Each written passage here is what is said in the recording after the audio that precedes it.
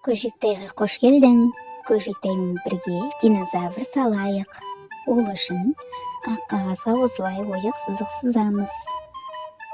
Одан соң ирек сызық етіп, осылай басының бөлігін сызып шығамыз. Осылай сопақша етіп, тағы сызық сызамыз. Одан соң мойны мен арқасын осылай ұзын сызықпен сызып шығамыз.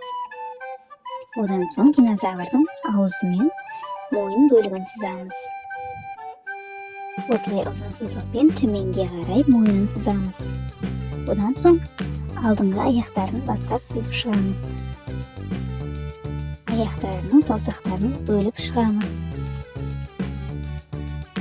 Осылай аяғын аяқтаймыз. Одан соң динозаврдың денесін сызамыз.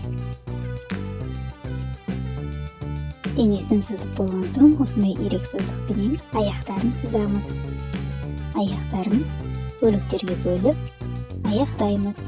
Одан соң динозаврдың құйрығын осындай ұзын сызықпенен жалғаймыз. Одан соң артқы алдыңғы келесі бөлік қолын және артқы келесі аяғын сызып шығамыз. Одан соң бас бөлігін сызықтар сызамыз. Оны майда бөліктерге бөліп шығамыз.